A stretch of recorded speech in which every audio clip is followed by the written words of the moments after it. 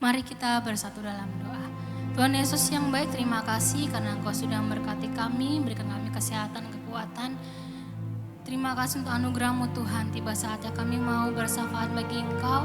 Kiranya Engkau memberkati Gembala sidang kami Tuhan, berserta dengan 4 wakilnya, bahkan Gembala Rayon 1F Tuhan, Pak Budi Sastro, biarlah Engkau memberkati. Dan juga untuk Gembala GBI Menteng Tuhan, biarlah Tuhan yang memberkati, berikan kesehatan, kekuatan Tuhan, beserta dengan wakilnya ya Bapak.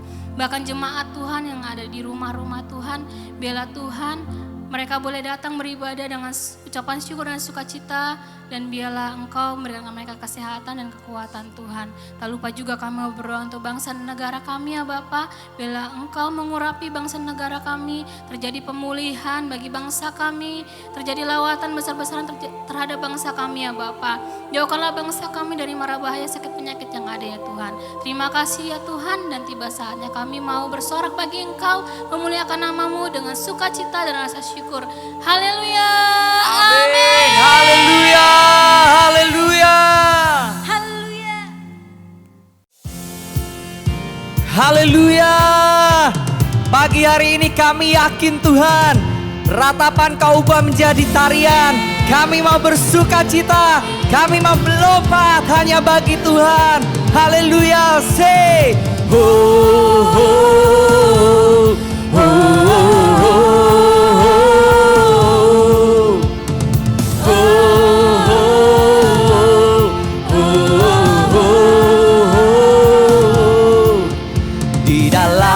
Kesesakan Kau beri kelegaan, di dalam kesedihan Kau beri penghiburan. Kasih-Mu telah melenyapkan segala kegelapan. Fajar pagi pun mereka, membawa damai dan sukacita.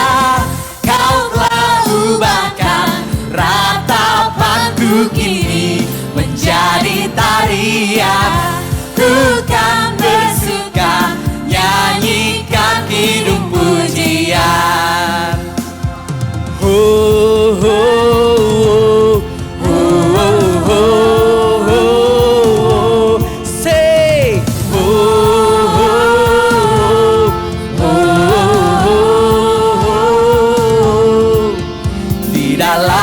Kesesakan Kau beri kelegaan, di dalam kesedihan Kau beri penghiburan. Kasih-Mu telah melenyapkan segala kegelapan. Fajar pagi pun mereka, membawa damai dan sukacita. Kau telah ubahkan ratapanku kini menjadi tarian. Ku kan bersuka, nyanyikan kidung pujian. Oh, Kau telah ubahkan ratapanku kini menjadi tarian. Ku kan bersuka, nyanyikan kidung pujian. Haleluya. Semua yang bersuka cita beri tepuk tangan yang meriah bagi Tuhan. Haleluya.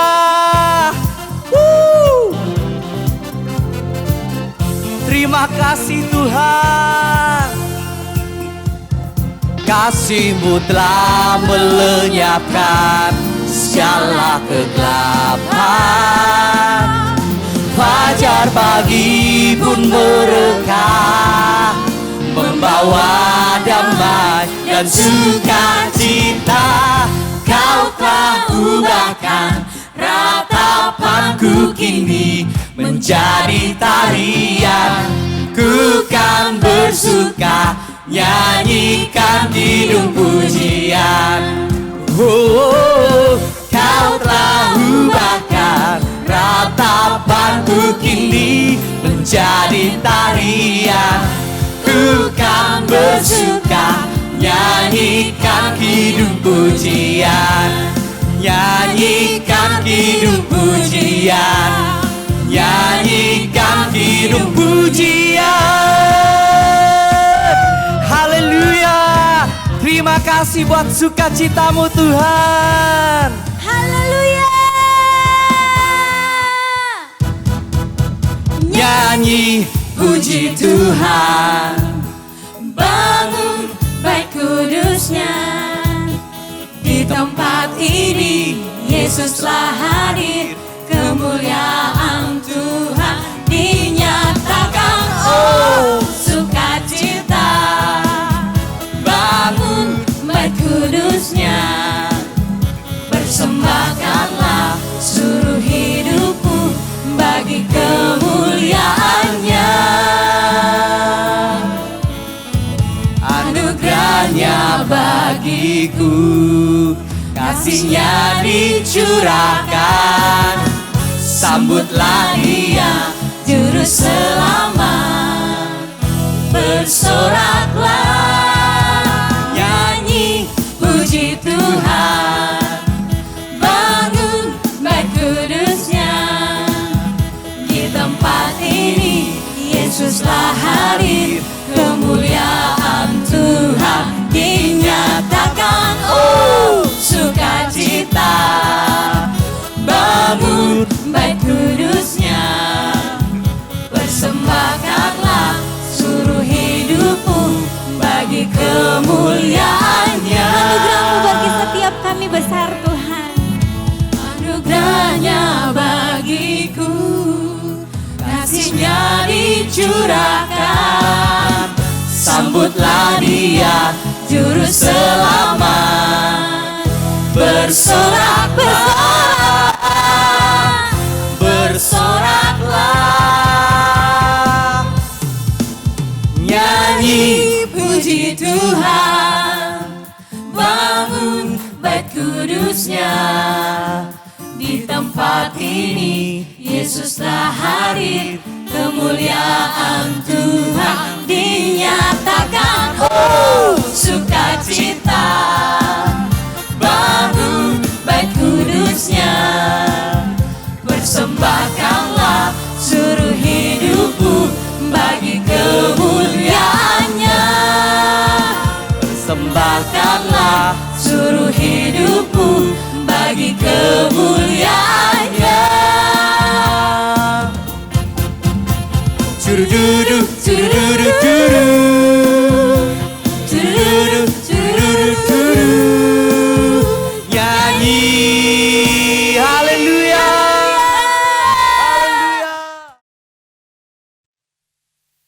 Pembacaan bersama Mazmur 91. Dalam lindungan Allah.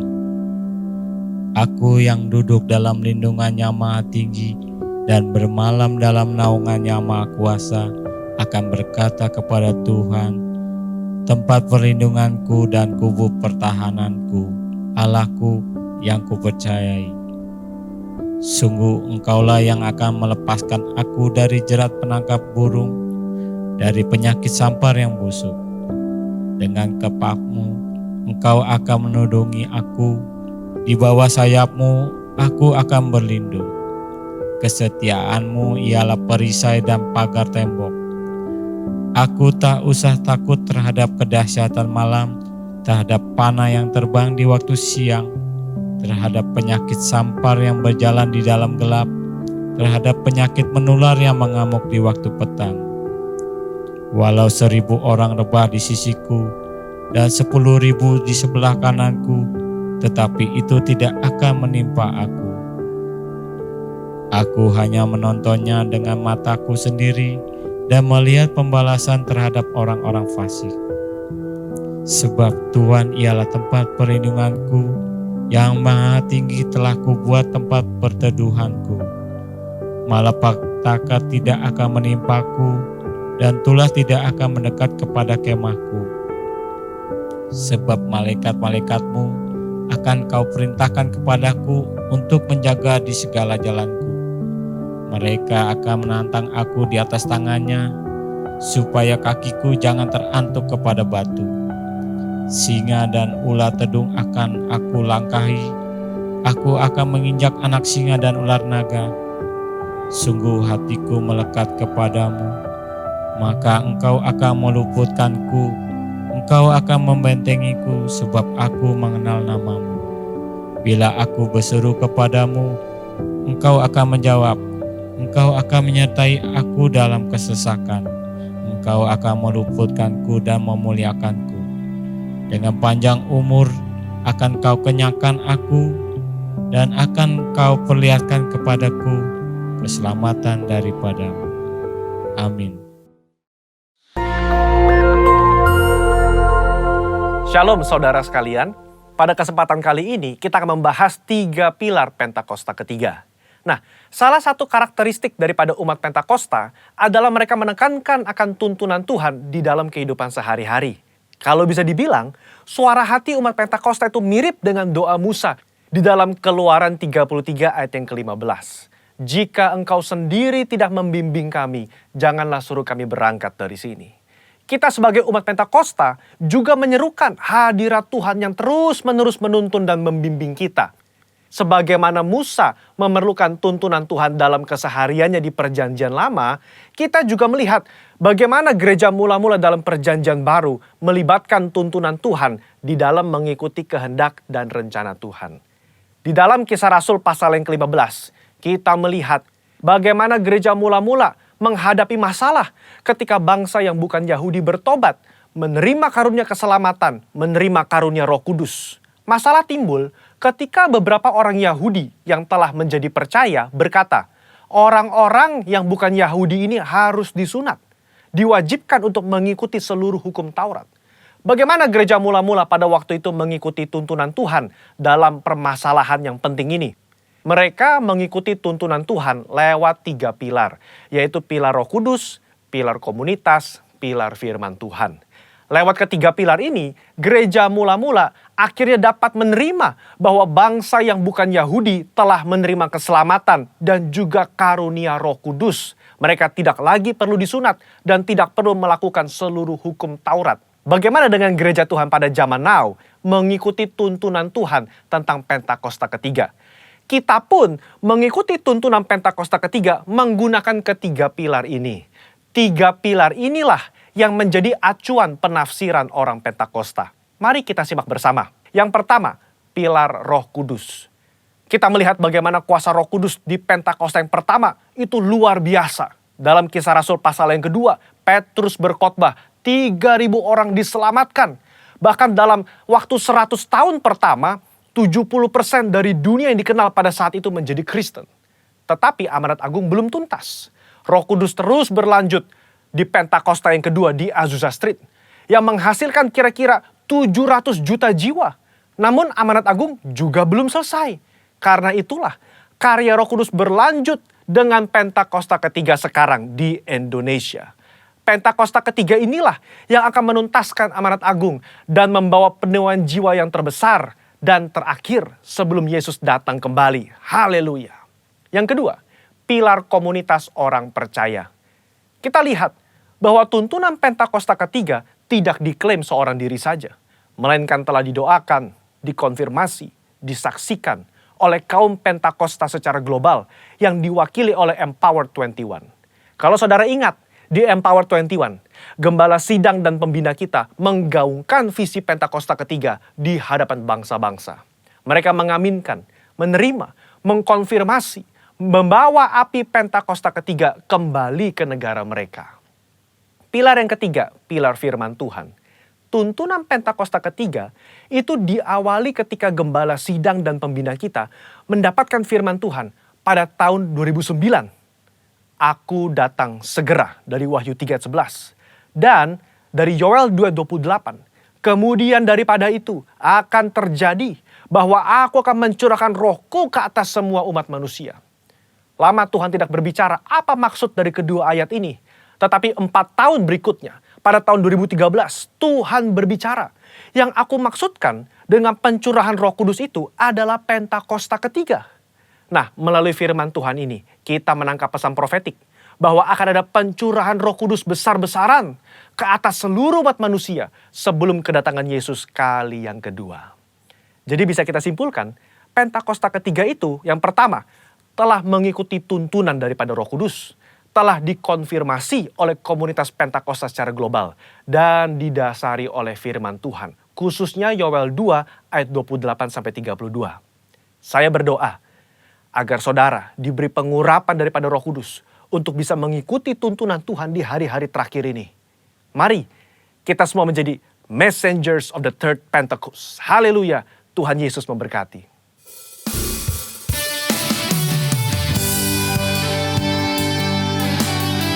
Terima kasih Tuhan.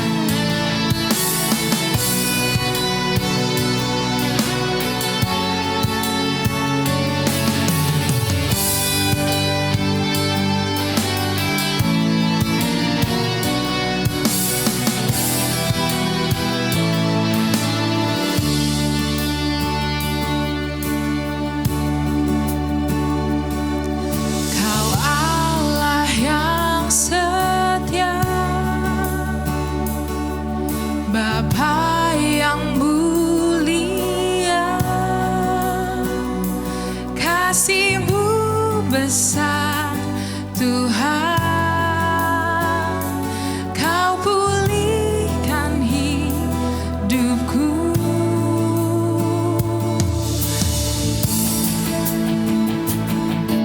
Kaulah harapanku, hidupku dalam-Mu. Terima kasih Tuhan, Kau selamatkan hidupku. Dengan apa kan ku balas segala kebaikan-Mu? Segenap hatiku menyembah-Mu Yesus, ku bersyukur padamu selamanya.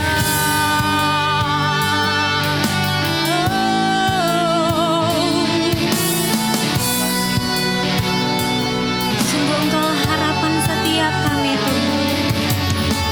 Untuk itu kami berharap kepadamu.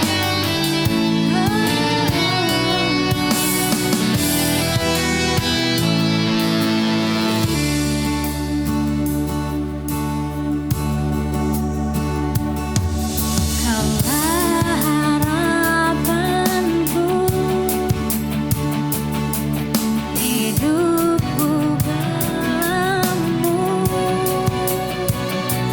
Terima kasih Tuhan, Kau selamatkan hidupku.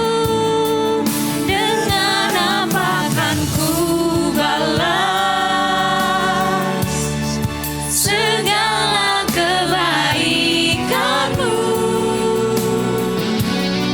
Segenap hatiku menyembah-Mu Yesus, ku bersyukur padamu. Dengan apa kami balas? Dengan apa kan ku balas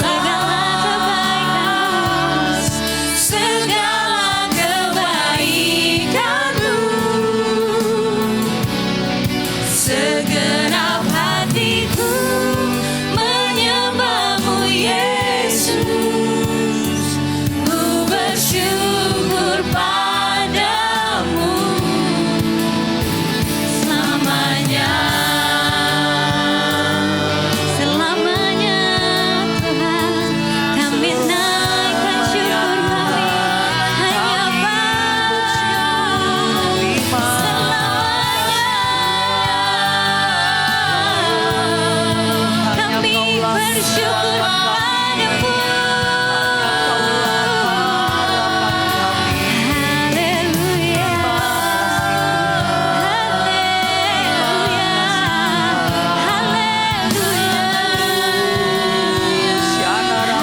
haleluya, haleluya, haleluya.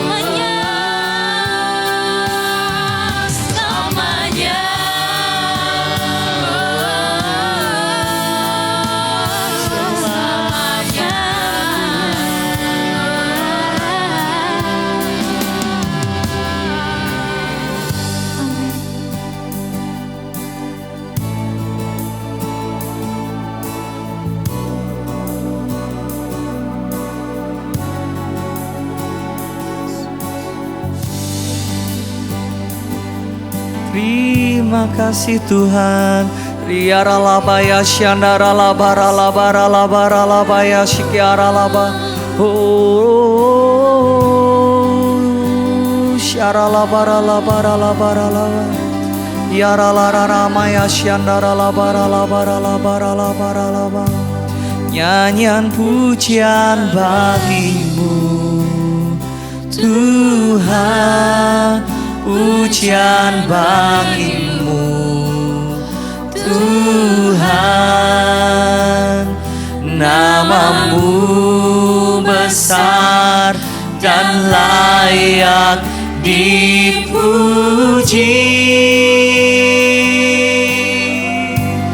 Nyanyi pujian bagimu Tuhan, pujian bagimu Tuhan. Namamu besar dan layak dipuji. Nyanyian pujian bagimu Tuhan, pujian bagimu Tuhan. Namamu besar dan layak dipuji. Nyanyi pujian bagimu Tuhan, pujian bagimu Tuhan.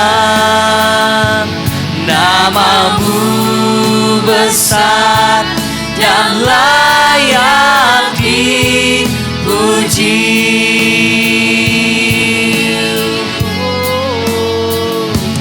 Namamu besar dan layak dipuji.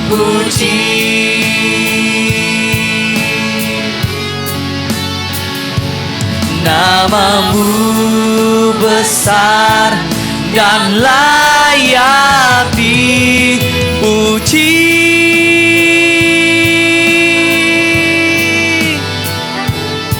Haleluya. Sebab Kau yang layak terima pujian, hormat dan kemuliaan sampai selamanya. Shalom, jemaat yang Tuhan kasihi, senang sekali bisa bersama-sama dengan saudara beribadah walaupun lewat live streaming.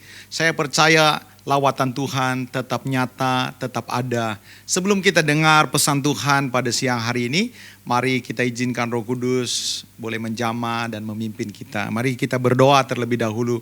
Bapa di sorga, kami butuh Engkau, kami butuh tuntunan-Mu. Di masa-masa yang sulit ini, kami butuh perlindungan-Mu, kami butuh tuntunan-Mu. Itu sebabnya biar firman-Mu hari ini boleh mengajar kami lagi, menuntun kami lagi.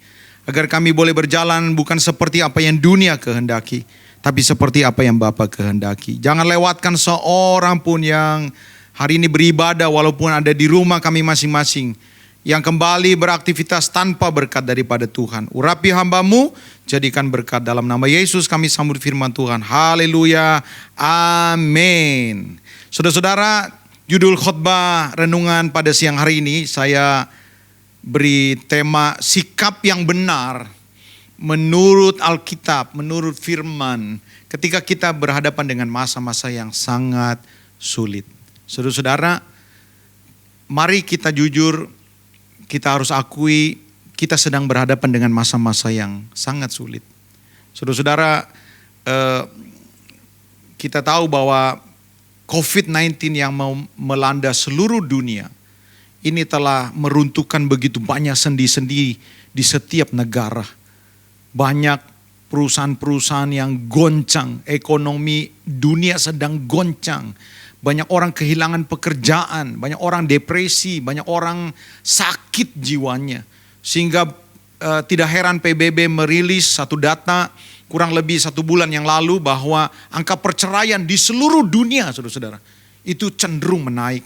Ada banyak kasus-kasus kriminal yang semakin bertambah. Banyak kasus bunuh diri dan terutama saudara-saudara, ya wabah ini membuat begitu banyak kesulitan. Nah saudara-saudara, apa yang sepatutnya orang-orang percaya? Kita orang-orang percaya dan harusnya bisa melakukan apa yang berkenan dan apa yang benar di masa-masa sulit. Saudara-saudara, tidak salah merindukan pemulihan. Tapi saudara-saudara, berapa banyak di antara kita merindukan bumi ini pulih. No, saudara-saudara. Di 2 Timotius pasal yang ketiga ayat yang pertama dikatakan, pada hari-hari terakhir, pada akhir-akhir menjelang kedatangan Tuhan, semakin mendekati kedatangan Tuhan, maka saudara-saudara akan semakin sukar, kata Alkitab. Ya, geografis di seluruh dunia, kehidupan sosial, ekonomi, geologis, dan semua melanda seluruh dunia. Dan kita berada dalam masa-masa yang sangat sulit. Nah, sebagai orang percaya, mari kita belajar dari Habakuk, saudara-saudara. Saya akan ajak saudara-saudara membaca di dalam kitab Habakuk pasal yang ketiga, mulai dari ayat yang ke-16 sampai dengan ayat yang ke-19. Demikian firman Tuhan, ketika aku mendengarnya, gemetarlah hatiku. Mendengar bunyinya, menggigilah bibirku. Tulang-tulangku seakan-akan kemasukan sengal. Dan aku gemetar di tempat aku berdiri. Namun dengan tenang akan kunantikan hari kesusahan yang akan mendatangi bangsa yang bergerombolan menyerang kami. Sekalipun pohon ara tidak berbunga, pohon anggur tidak berbuah, hasil pohon zaitun mengecewakan, sekalipun ladang-ladang tidak menghasilkan bahan makanan, kambing domba terhalau dari kurungan, dan tidak ada lembu sapi dalam kandang. Namun aku akan bersorak-sorak di dalam Tuhan. Beria-ria di dalam Allah yang menyelamatkan aku. Allah Tuhanku itu kekuatanku. Ia membuat kakiku seperti kaki rusa. Ia membiarkan aku berjejak di bukit-bukitku. Kenapa saya rindu saudara-saudara jemaat Tuhan belajar dari Habakuk ketika berhadapan dengan masa-masa yang sangat sulit. Yang pertama tentunya saudara-saudara, Habakuk mengalami masa-masa yang sulit. Itu sebabnya di dalam pasal yang ketiga terungkap, walaupun tidak semuanya diwakilkan, tapi paling tidak saudara ngerti. Ketika Habakuk berkata, pohon anggur tidak berbuah, pohon ara tidak berbunga, hasil pohon zaitun mengecewakan, ladang-ladang tidak menghasilkan makanan, kambing domba. Artinya ini saudara-saudara, secara finansial, secara kemakmuran sudah tidak ada lagi yang perlu diharapkan. Infrastruktur habis, kekacauan terjadi di mana-mana saudara-saudara. Jadi artinya Habakuk berada di dalam situasi kondisi negara yang hancur dalam segala hal. Kenapa saudara-saudara? Karena minimal karena 2 hal. Yang pertama, karena memang bangsa Israel pada waktu itu yang dipimpin oleh rajanya Yoyakim itu mentalnya bobrok. Hampir seluruh orang Israel mentalnya bobrok. Itu sebabnya Allah menahan berkatnya. Bukan saja karena pejabat-pejabatnya korup tidak memperhatikan rakyatnya. Kalau saudara perhatikan di dalam Habakuk pasal yang pertama, saudara akan melihat ini.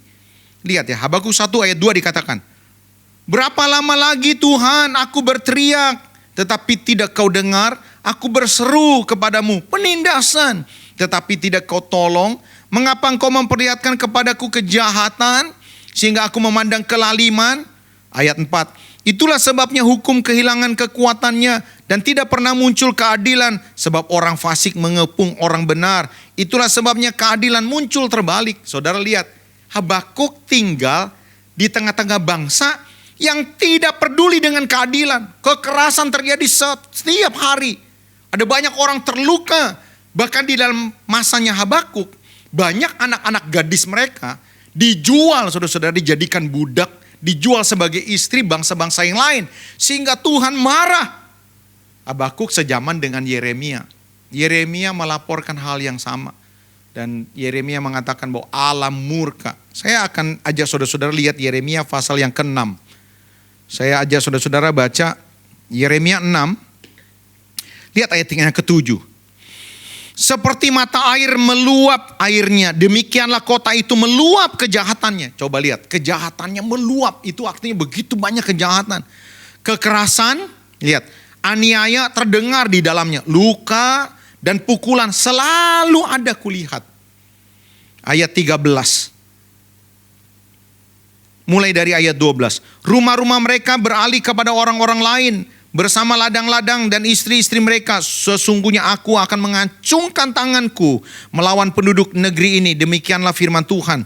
Sesungguhnya dari yang kecil, lihat, sampai yang besar di antara mereka semuanya mengejar untung. Baik nabi maupun imam semuanya melakukan tipu. Coba bayangin. Wow. Bukan cuma karena penduduknya bobrok saudara-saudara, tapi karena Allah akhirnya turun untuk menghukum bangsa ini. Habakuk berada di dalam masa-masa ini.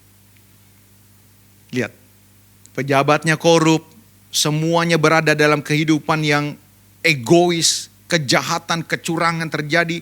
Lalu yang kedua, udah hancur, lihat, Allah hukum bangsa Israel. Dengan apa? Yang kedua nih, lihat.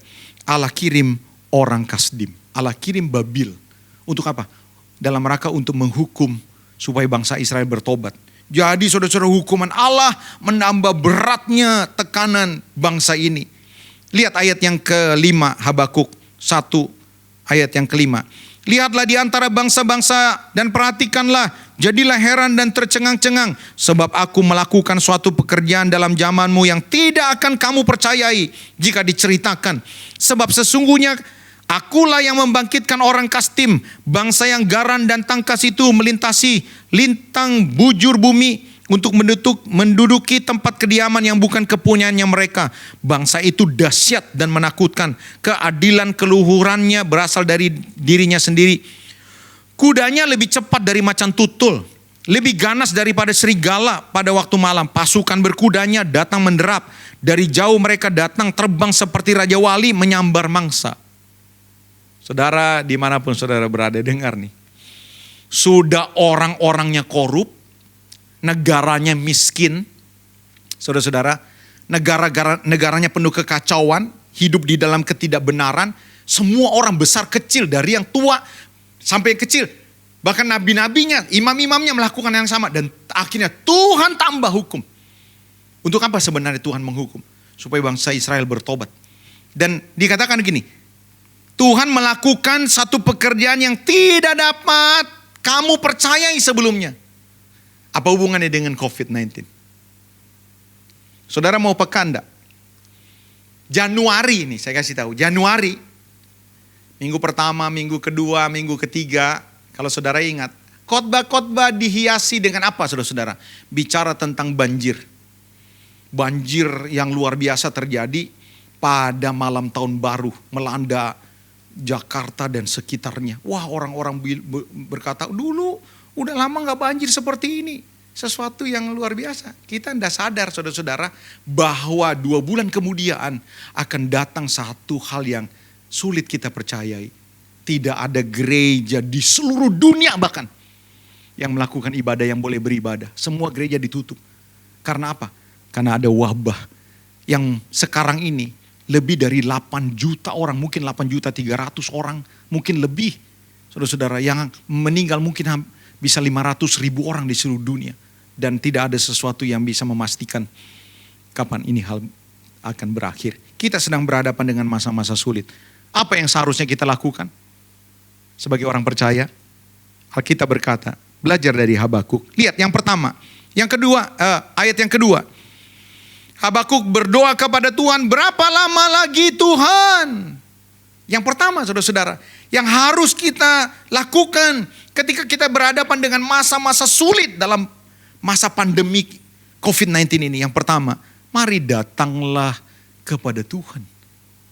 Ini hal yang paling utama dan yang terutama. Kenapa?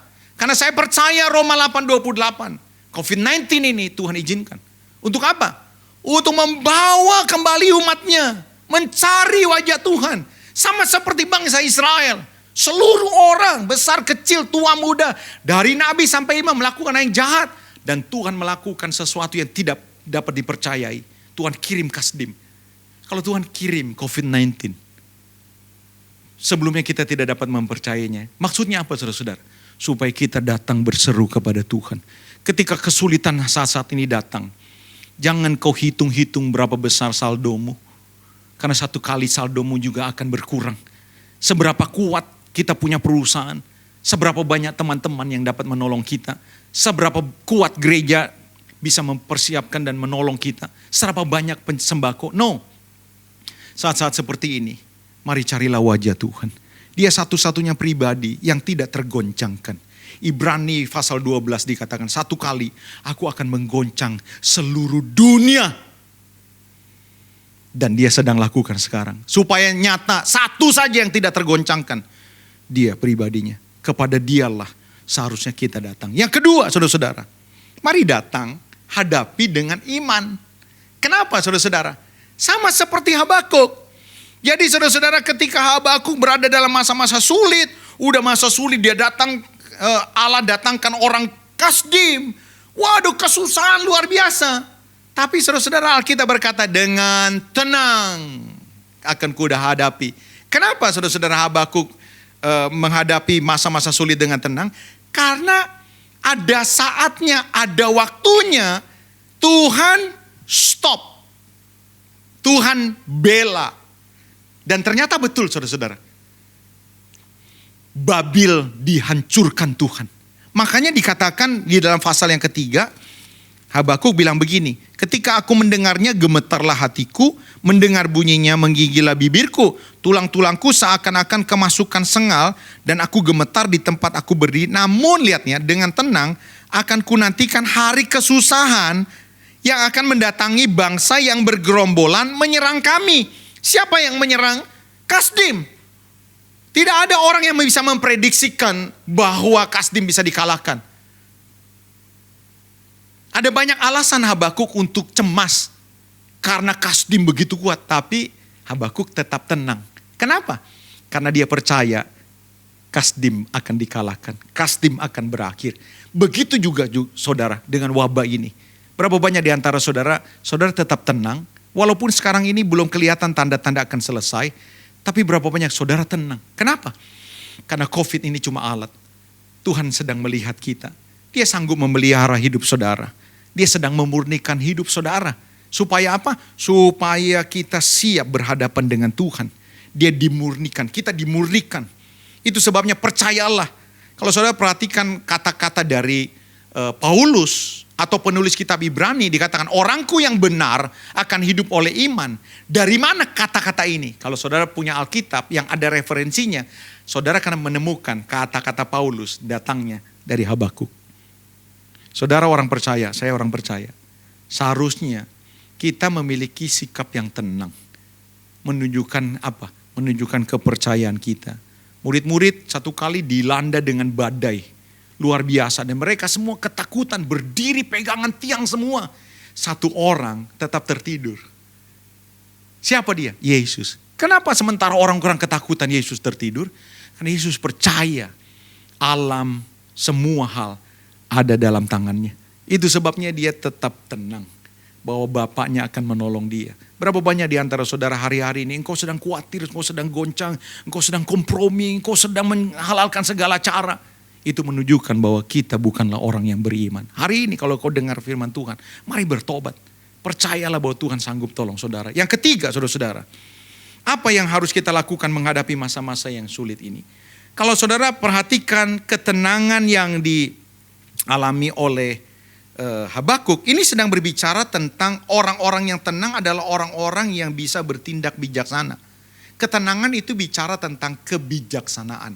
Di dalam ketenangan, dia bisa berpikir dengan baik. Di dalam ketenangan, dia bisa merencanakan dengan baik. Ini berbicara, mari hadapi dengan hikmat. Dalam menghadapi masa-masa sulit, saudara tidak bisa tergesa-gesa. Orang yang tergesa-gesa, orang yang panik, dia akan melakukan banyak pelanggaran, dia akan melakukan banyak kesalahan. Itu yang ditulis di dalam kitab Amsal. Mari coba kita lihat Amsal pasal yang ke-19, ayat yang kedua. Tanpa pengetahuan kerajinan pun tidak baik. Orang yang tergesa-gesa akan salah langkah. Coba lihat, saudara-saudara. Berapa banyak di antara kita nih ketika Saat-saat ini kita tergesa-gesa, kita lakukan bisnis ini, banting lagi bisnis sana. Tapi kita tergesa-gesa dan kita bisa melakukan hal yang salah. Berapa banyak di antara kita salah pilih pasangan, salah minum obat, salah bertindak. Karena apa? Karena tidak tenang. Kerajinan juga tidak ada artinya, kepintaran pun tidak ada artinya ketika kita tidak tenang. Bahkan bonusnya saudara-saudara, di masa-masa sekarang, di mana orang bisa terpapar virus COVID-19, saudara tidak peduli dia kaya, tidak peduli dia miskin, tidak peduli dia orang dewasa atau tidak, semuanya bisa terpapar. Kita tidak tahu saudara-saudara, kalau kita pegang satu benda dan benda itu ada virusnya, ya di tangan kita bisa ada virus. Kita berhadapan dengan orang yang terpapar virus positif, wah kita bisa tertular. Dan ini sangat berbahaya, saudara-saudara. Terutama orang yang dengan komorbid. Komorbid itu adalah orang-orang yang sudah punya penyakit terlebih dahulu. Itu akan lebih parah. Tapi bukan berarti orang-orang sehat, seperti kita nih saudara mungkin yang sehat, tidak bisa akhirnya parah. Data mengatakan, saudara-saudara, banyak orang meninggal. Apalagi ketika slim sudah berproduksi begitu banyak di jalur kita punya tenggorokan, paru-paru tertutup. Wah, itu sangat berbahaya. Di mana-mana orang harus pakai masker, cuci tangan, sehat. Tapi apakah ini jaminan, saudara-saudara? Kadang-kadang saudara-saudara kita tidak bijaksana, kita lupa. Nah, orang yang bijaksana nih seperti ini, lihat. Orang yang bijaksana dia bisa tenang dan dapat berkat ini. Coba lihat di dalam Amsal 14 ayat yang ke-30. Amsal 14 ayat 30. Saya baca buat saudara. Hati yang tenang menyegarkan tubuh, tetapi iri hati membusukkan tulang. Jadi ternyata orang-orang yang beriman, orang-orang yang percaya perlindungan Tuhan, orang-orang yang tenang, orang-orang yang bijak, hatinya lebih damai. Ketika dia damai, Bapak Ibu dengar saudara-saudara. Lihat, ketika dia damai, antibodinya semakin kuat. Alkitab yang bilang, hati yang tenang itu menyegarkan tubuh. Hati yang gembira seperti obat, kata firman Tuhan. Jadi saudara-saudara, ini bonus. Itu sebabnya saudara-saudara, mari belajarlah untuk tenang berhadapan dengan masa-masa yang sulit. Supaya apa? Supaya saudara dapat hikmat dari Tuhan untuk bertindak. Apapun saudara yang saudara rencanakan, saudara mau lakukan, marilah milikilah ketenangan. Yang keempat, saudara-saudara, yang pertama tadi diingat betul, datang kepada Tuhan. Mungkin Tuhan sedang menegur saudara, saudara yang sudah lama gak bisa mengampuni, saudara yang biasa-biasa saja, saudara yang pelit, saudara yang mungkin hitung-hitungan, saudara yang mungkin dikuasai oleh dosa-dosa tersembunyi. Ini waktunya untuk bertobat. Yang kedua, saudara-saudara, datanglah dengan iman. Saudara-saudara, iman ini diperlukan saat-saat ini. Kenapa? Karena banyak orang-orang tidak percaya bahwa ini datangnya dari Tuhan. Ini ujian supaya saudara semakin dimurnikan. Ini ujian supaya saudara dipersiapkan untuk kehidupan yang akan datang. Tetapi saudara-saudara bicara tentang ketenangan, itu juga bicara tentang tindakan yang bijaksana. Saya challenge kepada saudara-saudara untuk jangan terburu-buru, jangan tergesa-gesa. Sehingga saudara bisa berperilaku baik, merencanakan baik, dan saudara terhindar dari hal-hal yang buruk. Yang keempat, yang terakhir saudara-saudara. Mari kita lihat di dalam 2 Timotius pasal yang keempat, ayat yang ke-8. 2 Timotius pasal yang keempat, ayat yang ke-8. Ya, saya baca buat Bapak Ibu saudara-saudara. 2 Timotius 4 ayat yang ke-8. Demikian firman Tuhan. Sekarang telah tersedia bagiku mahkota kebenaran yang akan dikaruniakan kepadaku oleh Tuhan, hakim yang adil pada harinya.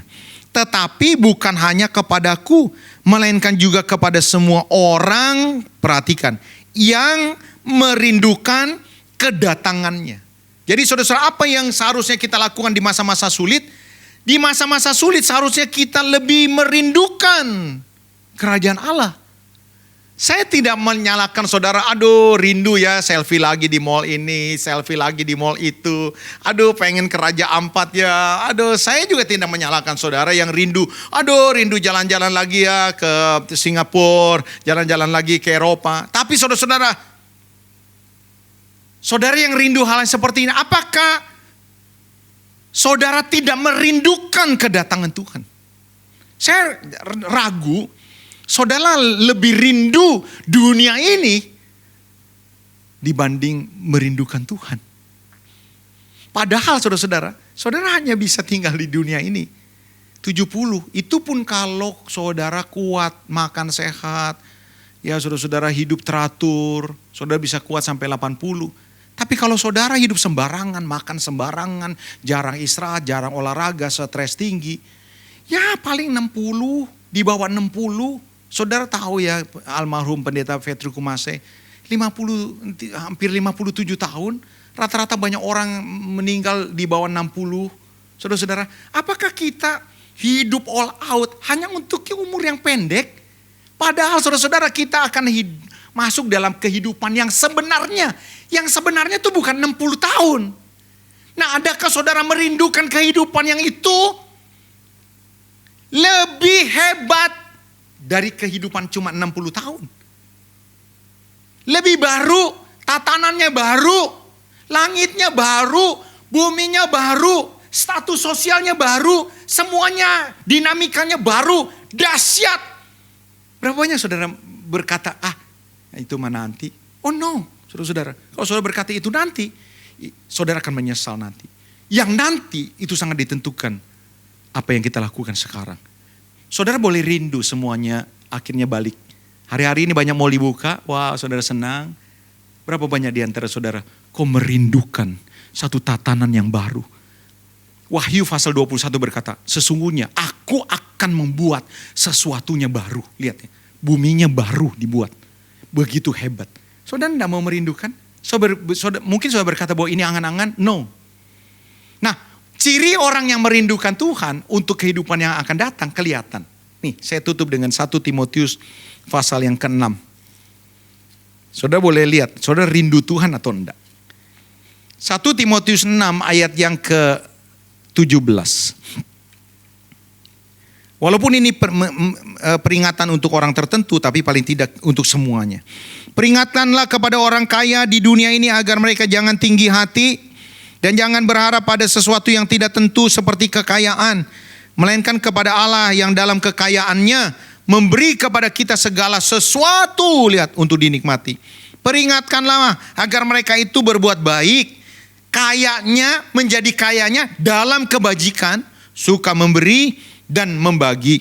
Dan dengan demikian, lihat, mengumpulkan suatu harta sebagai dasar yang baik bagi dirinya di waktu yang akan datang untuk mencapai hidup yang sebenarnya.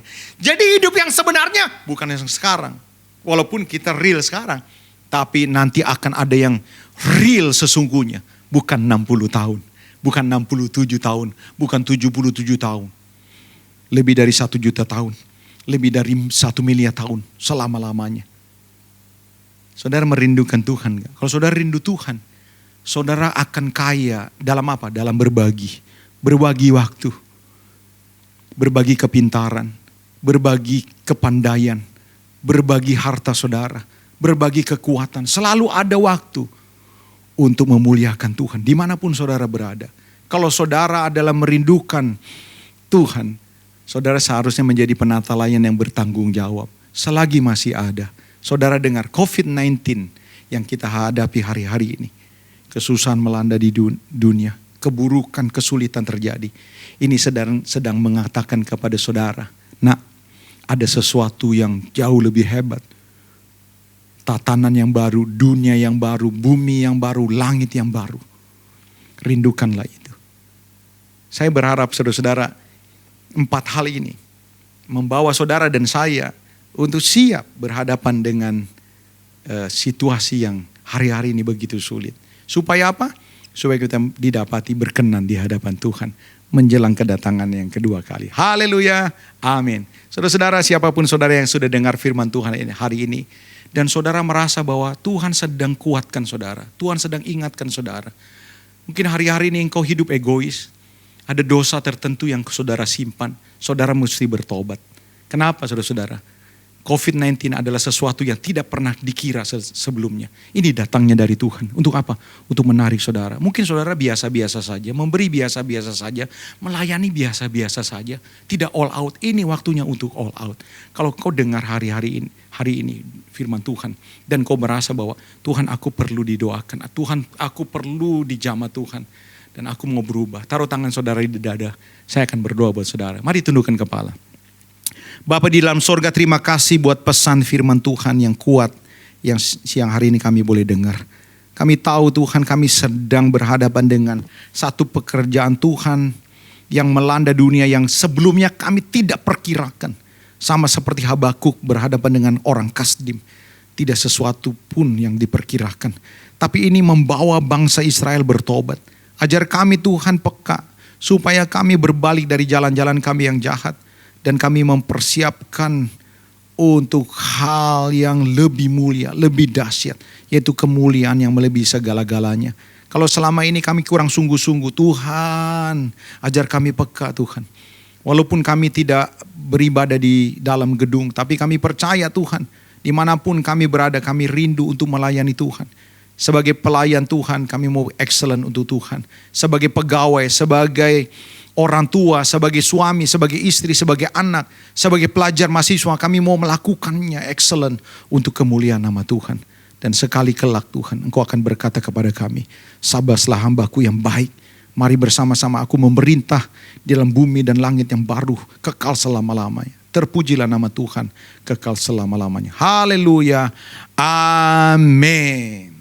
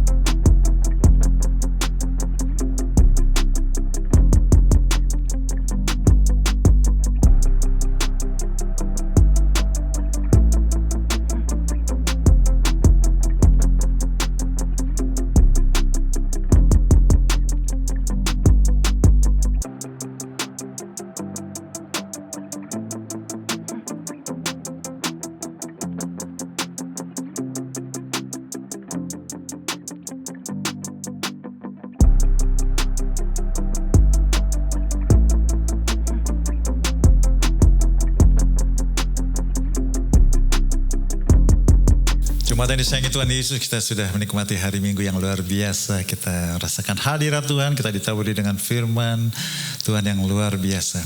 Sebelum kita berakhir, kita mau memberi kepada Tuhan. kita berikan dengan senang sukacita karena terlalu banyak berkat kebaikan Tuhan yang kita sudah terima. Sebelum kita memberi, izinkan kita berdoa untuk kita semua. Tuhan, terima kasih. Setiap hari adalah indah karena Yesus, Engkau hadir dalam kehidupan kami semua. Tuhan, terima kasih. Minggu yang indah ini kami mau memberi. Biarlah segala persembahan ini Tuhan Kau pakai untuk pelebaran kerajaan-Mu. Berkati anak-anak-Mu Tuhan. Dalam pekerjaan, usaha, rumah tangga, studi, apapun yang dilakukan, Engkau buat berhasil. Di dalam nama Yesus, amin.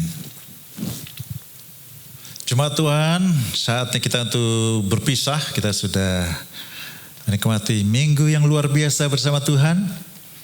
Sebelum kita pulang, kita mau diberkati oleh Tuhan. Angkat kedua tanganmu, arahkan hatimu kepada Bapa di surga. Sebelum engkau memasuki minggu yang baru, ingat bahwa Tuhan mengasihi engkau. Engkau khusus dan spesial di matanya. Tuhan membela engkau. Tuhan memelihara engkau. Tuhan memberkati engkau. Sebab kemurahan Bapa, kasih Tuhan Yesus dan persekutuan yang manis dengan Roh Kudus menyertai engkau hari ini sampai kedatangan Tuhan. Sampai selama-lamanya. Amin. Kiranya Engkau memberkati aku berlimpah-limpah dan memperluas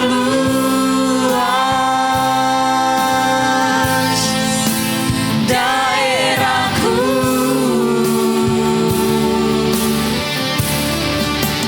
dan kiranya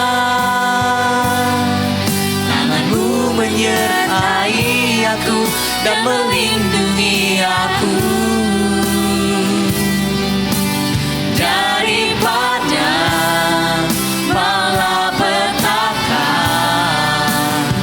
sehingga kesakitan tidak menimpa aku. Dan Tuhan mendengarkan dan menjawab